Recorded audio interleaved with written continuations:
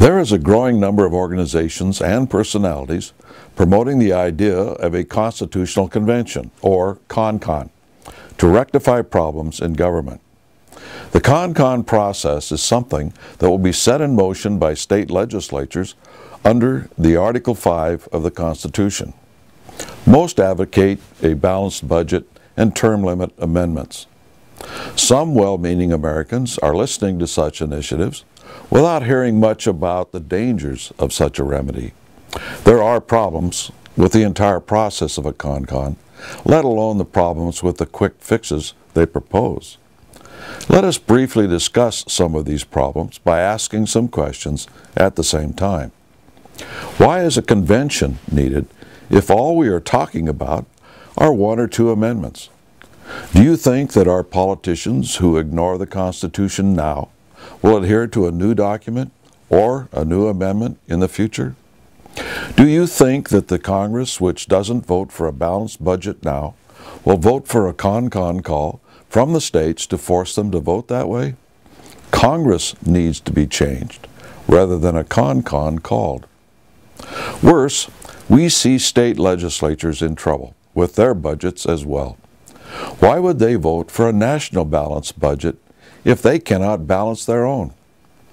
It takes less votes in Congress to vote for a balanced budget than it takes to create an amendment to the Constitution. Why not force Congress, therefore, to act accordingly? If an amendment was passed to balance the budget, it would only address balancing the budget, not eliminating the amount of government needed to do so. If not, our taxes would soar to cover the costs of government and the deficits. Balancing the budget is putting the cart before the horse. Government must be cut back to its current constitutional limits, not passing another amendment.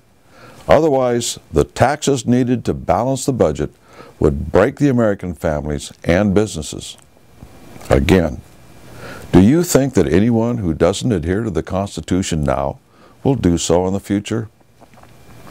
When it comes to term limits, has it worked for the president? He is limited to 2 terms. Have our presidents gotten any better since the 2-term limit for the president was passed? Or worse? We know the answer to that question. There is no quick fix. No solution will work without an informed electorate.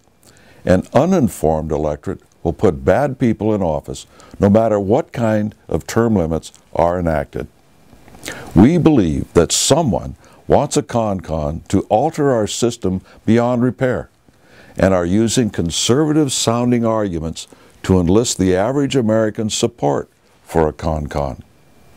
The American people have always been sold a bill of goods by both liberals and neocons.